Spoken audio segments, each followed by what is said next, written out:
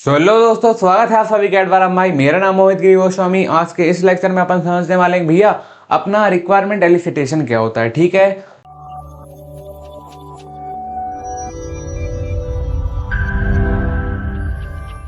अब देखो अभी तक अपन समझ चुके हैं भैया अपना रिक्वायरमेंट गैदरिंग क्या होता है और रिक्वायरमेंट अपन यूजर से कैसे लेते हैं। अब रिक्वायरमेंट सॉफ्टवेयर रिक्वायरमेंट के अपन ने कुछ स्टेप पढ़े थे सॉफ्टवेयर रिक्वायरमेंट गैदरिंग के, है ना, या फिर हाँ, सॉफ्टवेयर रिक्वायरमेंट गैदरिंग के कुछ फेजेस पढ़े थे। इसमें अपन क्या करते थे, सबसे पहला फेज ये अपना था, क्या था, एलिसिटेशन वाला, है ना, या फिर इंडिकेशन वाला। उसके बाद अपन क्या करते थे, जो जो अपन ने रिक्वायरमेंट गैदर करी थी उनको अपन क्या करते थे भैया, एनालाइज करते थे या फिर अच्छे से ऑर्गेनाइज करते थे, है ना। फिर थर्ड स्टेप में क्या करते थे, फोर्थ स्टेप में क्या करते थे, वो सारी चीजें भी अपन ने देख ली थी, है ना। अब अपन इस स्टेप को ध्यान से देखने वाले हैं। इसके बाद यहाँ पे क्या करते थे भैया, एसआरएस डॉक्यूमेंट में अपन डालते थे और फिर इसमें क्या करते थे, चीज़ों को वैलिडेट करते थे कि हाँ जो जो मैंने रिक्वायरमेंट निकाली है भैया सही है कि नहीं। अब आज की इस वीडियो में अपन क्या करेंगे भैया, इस वाले फेज को डिटेल में समझेंगे कि हाँ भैया एलिसिटेशन वाला फेज क्या होता है। इसमें मतलब यूजर से किस तरीके से अपन बातचीत करके किस तरीके से अपन रिक्वायरमेंट लेते हैं यूजर से। कुछ कुछ चैलेंजेस भी आ जाते हैं कभी कभार भैया इसमें रिक्वायरमेंट एलिसिटेशन वाले फेज में। जैसे कि यूजर को चाहता तो है कि मेरे सॉफ्टवेयर में ये चीजें हो, बट वो अच्छे से समझा नहीं पाता। तो वो अपन इसमें अपन अच्छे डिटेल में समझेंगे कि हाँ भैया सॉफ्टवेयर एलिसिटेशन में क्या होता है। देखो, सॉफ्टवेयर एलिसिटेशन या फिर इंडिकेशन वाला फेज होता है। इसमें अपन क्या करते हैं, डायरेक्टली यूजर से उसकी रिक्वायरमेंट कलेक्ट करते हैं ना। डायरेक्टली यूजर से क्या करते हैं भैया, इसकी रिक्वायरमेंट कलेक्ट करते हैं। ठीक है, राइटिंग में भैया आप कमेंट नहीं करोगे, मैं आपको बोल बोल के सब बता रहा हूँ। ठीक है, तो इसमें क्या करते हैं, इंडिकेशन वाले फेज में या एलिसिटेशन वाले फेज में डायरेक्टली यूजर से उसकी अपन रिक्वायरमेंट समझते हैं। ठीक है, चलो इसको अपन थ्योरी से और चीजें क्लियर कर लेंगे, ऐसे कोई इसमें टफ चीजें नहीं है ना। अब requirement elicitation is the process of collecting requirement from user and stakeholders. मतलब रिक्वायरमेंट एलिसिटेशन एक ऐसा प्रोसेस है जिसमें अपन क्या करते हैं, जो भी मेरी भी रिक्वायरमेंट है उसको यूजर से कलेक्ट करते हैं या फिर स्टेक होल्डर्स जैसे कि मैनेजर वगैरह हो गए, टेस्टर्स वगैरह हो गए, इन लोगों से अपन क्या करते हैं, अपनी भी सॉफ्टवेयर कलेक्ट जो भी रिक्वायरमेंट है वो कलेक्ट करते हैं। ठीक है, अब it help to understand what the user actually needs from the system. मतलब अब देखो अपन ने क्या करी भैया, यूजर से रिक्वायरमेंट ले ली। अब यूजर से क्या की, रिक्वायरमेंट ले ली, तो उससे अपन को क्या हेल्प होती है, इससे अपन को ये हेल्प होती है कि अपन समझ जाते हैं कि यूजर को क्या चाहिए अपने सिस्टम से। मतलब यूजर ने नीड बता दी तो मुझे क्या चीजें समझ आएंगी, यूजर क्या चाहता है सिस्टम से, मतलब उसके सिस्टम में क्या क्या चीजें होनी चाहिए। ठीक है, it is the first step of requirement engineering where information is gathered from different sources. ये लास्ट लेक्चर में अपन ने पढ़ा था कि यार अपना रिक्वायरमेंट इंजीनियरिंग क्या होता है, और उसमें यही बोल रहा है कि ये क्या है, रिक्वायरमेंट इंजीनियरिंग का फर्स्ट फेज होता है जिसमें जो भी अपनी इंफॉर्मेशन होती है वो गैदर्ड करी जाती है, किससे भैया, डिफरेंट सोर्सेज से। अपन ने लास्ट लेक्चर में समझा था ना कि जो अपनी इंफॉर्मेशन है अलग अलग सोर्सेज से गैदर कर लेते हैं। जैसे कि कभी तो यूजर से, स्टेक होल्डर से, कुछ पुराने सर्वे वगैरह से, कुछ एग्जिस्टिंग सॉफ्टवेयर से जो ऐसे पहले से एग्जिस्ट कर रहे हैं उनको थोड़ा बहुत पढ़ के समझ के अपन अपनी क्या करते थे, रिक्वायरमेंट निकाल लेते थे, है ना। Techniques like interview, observation and discussion are use to understand requirement. कुछ टेक्निक्स वगैरह भी यूज करते हैं। देखो ऐसा नहीं है यूजर से नीड नहीं लेंगे, यूजर से उसकी नीड लेने के बाद अपन क्या करते हैं, उन चीज़ों को और अच्छे समझने के लिए भैया इंटरव्यू वगैरह देखते हैं, कुछ ऑब्जर्वेशन वगैरह भी देखते हैं कि हाँ जो पहले से लोगों ने ऑब्जर्वेशन कर रखी हूँ, कुछ डिस्कशन वगैरह करके मतलब इस तरीके से और उन चीज़ों को अच्छे से समझ लेते हैं कि हाँ भैया ऐसी ऐसी चीज़ें और हो सकती है मेरे सॉफ्टवेयर के अंदर। ठीक है, अब clear elicitation helps in avoiding misunderstanding and errors later. अपनी भैया एलिसिटेशन क्लियर होंगी, मतलब जो जो मेरी इंडिकेशंस हैं कि हाँ भैया मेरा सॉफ्टवेयर ऐसा ऐसा डेवलप होना चाहिए, वो चीज़ें अगर अच्छे से क्लियर होंगी तो उसमें क्या होगा, मेरे सॉफ्टवेयर में मिसअंडरस्टैंडिंग्स वगैरह वाली चीज़ें कम हो जाएंगी। मतलब हर चीज़ यूजर के हिसाब से बनेगी तो उसमें एरर भी नहीं आएंगे बाद में। ठीक है, तो हाँ भैया ये अपन ने समझा कि अपना रिक्वायरमेंट एलिसिटेशन क्या होता है। ठीक है, अब क्या क्या चैलेंजेस देखने को अपन को इसमें मिलते हैं भैया, चैलेंजेस क्या है, एग्जाम में ये चीजें पूछ लेता है, शॉर्ट नोट वगैरह में आ जाता है, तो अपन उसमें मुंह खोलने के बजाय सारी चीजें अच्छे से लिख के आ जाए ना तो वो अपने लिए फायदेमंद रहेगा। ठीक है, तो चैलेंजेस देख लेते हैं।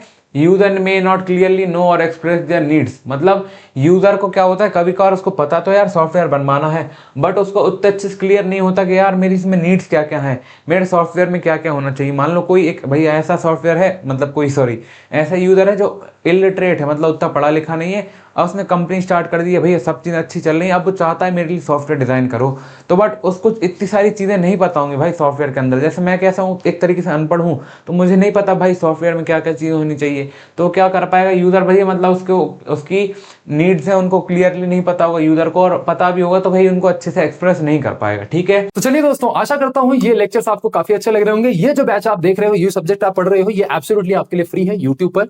इसके डिस्क्रिप्शन में आपको कंप्लीट लिंक मिल जाएगी, या फिर आप एडवारा इंजीनियर्स चैनल पर जाके देख सकते हो। और कुछ बैचेस जैसे आपके मैथमेटिक्स 2 बैचेस हो गए, और जो आपके कुछ बैचेस हैं जो टफ पढ़ते हैं आपको, वो भी आप जाकर के एडवारा ऐप पे पढ़ सकते हो। तो प्ले स्टोर से आप एडवारा ऐप डाउनलोड कर सकते हो, या अगर आपको लैपटॉप पे बड़ी स्क्रीन में पढ़ने का मन है तो भैया edvara.in वेबसाइट पर जाकर के यहां नीचे हल्का स्क्रॉल करोगे तो अपनी यूनिवर्सिटी सेलेक्ट करना, एकेटीयू के तो एकेटीयू सेलेक्ट करना, आरजीपीवी के हो तो आरजीपीवी सेलेक्ट करना, अपनी यूनिवर्सिटी के हिसाब से स्ट्रक्चर्ड कंटेंट से पढ़ाई करिए।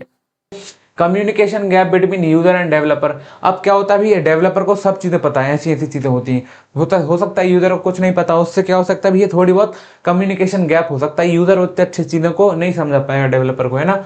रिक्वायरमेंट्स में चेंज फ्रिक्वेंटली। अब पहले तो यूजर ने बोल दिया कि यार मेरा, हाँ हाँ कि मुझे जो भी मेरा पेज है वो ब्लू दिखना चाहिए, फिर बाद में यूजर बोल रहा है कि यार वो नहीं येलो दिखेगा तो सही लगेगा, है ना। तो उससे क्या हो रहा है, रिक्वायरमेंट बार बार चेंज हो रही है, तो ये भी एक तरीके से चैलेंज ही है ना।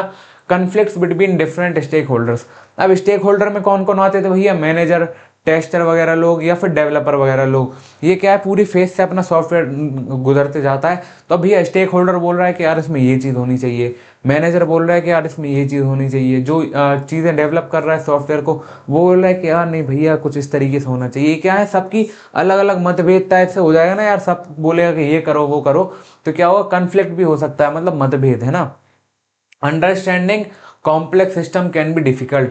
अब इसमें क्या होगा, कॉम्प्लेक्स सिस्टम को मतलब क्या बोल रहा हूँ, मतलब understanding complex system can be difficult, मतलब ये क्या होता है, कॉम्प्लेक्स सिस्टम, जैसे मान लो कभी कभार क्या है, कॉम्प्लेक्स रिक्वायरमेंट अपने पास आ गई, तो उनको अंडरस्टैंड करने में थोड़ी अपन को ही दिक्कत होने लगे। ठीक है, अब टाइम एंड रिसोर्स लिमिटेशन, मतलब अब क्या हो सकता है, कभी कभार भैया टाइम भी अपने पास लिमिटेड हो बट रिक्वायरमेंट ज़्यादा हो, तो ये भी एक अपने लिए क्या है, चैलेंज। और हो सकता है कभी कभार रिसोर्सेज भी लिमिटेड हो। ठीक है, तो ये भी एक तरीके से क्या भी है, चैलेंज ही है। ठीक है, तो देखो ये क्या थी, अपनी चैलेंजेस थी सॉफ्टवेयर रिक्वायरमेंट की, है ना, या फिर एलिसिटेशन की। अब रिक्वायरमेंट एलिसिटेशन टेक्निक्स, मतलब किस किस तरीके से अपन यूजर से वो लेते हैं कि हाँ भैया क्या आपकी रिक्वायरमेंट क्या क्या है। ठीक है, सबसे पहले भैया इंटरव्यूज के थ्रू मैं, हाँ, यूजर से इंटरव्यू लूंगा, क्या क्या लेना चाहेंगे अपन सॉफ्टवेयर के अंदर। ठीक है, तो ये क्या है, एक तरीके से मैं इंटरव्यू ले रहा हूँ, कैसे, यूजर से। डायरेक्टली आस्किंग यूजर क्वेश्चन, मतलब इसमें क्या कर, या इसमें मैं क्या कर रहा हूँ भैया, डायरेक्टली यूजर से ही क्वेश्चन पूछ रहा हूँ कि भैया आपको अपने सॉफ्टवेयर के अंदर क्या क्या चीजें चाहिए, है ना। क्वेश्चनरी सर्वेज, या फिर क्या करते हैं, सर्वे वगैरह करते हैं भाई, अलग अलग लोगों से थोड़ी बहुत इन्फॉर्मेशन लेंगे भाई। अब जैसे मान लो मैं व्हाट्सएप बना रहा हूँ कुछ नया उसके जैसा, तो मैं क्या करूंगा, सिर्फ एक यूजर से ही तो नहीं लूंगा, अलग अलग जगह सर्वे करूंगा, अलग अलग यूजर से पूछूंगा, तो उस हिसाब से मैं अपनी रिक्वायरमेंट कलेक्ट करूंगा, है ना। Observation, studying how user work, है ना, और कुछ चीजें पढ़ के भी, इधर उधर से देख के भी समझेंगे कि हाँ भैया अपना सिस्टम कैसा वर्क करना चाहिए, वो भी अपन समझेंगे। Workshop, group discussion with stakeholders, जो जो अपने भी स्टेक होल्डर्स हैं उनसे भी अपन क्या करेंगे, ग्रुप डिस्कशन वगैरह करेंगे कि हाँ भैया ऐसी ऐसी चीजें होनी चाहिए, क्या होना चाहिए, मतलब पूरी टीम से भी पूछेंगे एक तरीके से। प्रोटोटाइपिंग, मतलब creating sample system for better understanding, इसमें अपन क्या करेंगे, छोटे छोटे प्रोटोटाइप बनाएंगे। अपन ने प्रोटोटाइपिंग मॉडल पढ़ा था, उसमें अपन क्या करेंगे, छोटे छोटे ऐसे अलग अलग सॉफ्टवेयर बनाएंगे, है ना। तो उससे अपन क्या करेंगे, एक छोटा सॉफ्टवेयर बना लिया, उसको अपन ने देख के समझा कि यार ये चीज़ होनी चाहिए, और उसमें अपन कुछ चेंजेस समझ आए कि हाँ ये चेंज कर दो, तो उसी के जैसे अपन दूसरा सॉफ्टवेयर बना लेंगे। तो ये क्या है, छोटे छोटे मॉडल टाइप के बनाएंगे एक तरीके से ना। डॉक्यूमेंट एनालिसिस, मतलब studying existing document and system, इसमें अपन क्या करेंगे, जो भी अपना एग्जिस्टिंग डॉक्यूमेंट है, मतलब जो भी अपन ने पूरा रिक्वायरमेंट का एक डॉक्यूमेंट नहीं बनाते एसआरएस, उसको स्टडी करेंगे और उसको एनालाइज करेंगे, अपन खुद से कुछ चीजें समझ आएंगी तो वो भी अपन उसमें अपडेट कर देंगे। ठीक है, तो हाँ भैया ये अपन ने समझ लिया कि अपन रिक्वायरमेंट किस तरीके से गैदर करते हैं, या फिर हाँ इंडिकेट कैसे करते हैं ना। ठीक है, मतलब हाँ कोई टफ इसमें चीज नहीं थी, है ना। तो ये ठीक है, देखो आज अपन ने रिक्वायरमेंट एलिसिटेशन कवर कर लिया है, और कहीं भी कुछ डाउट हो तो भैया वो भी मुझसे पूछ सकते हो ना।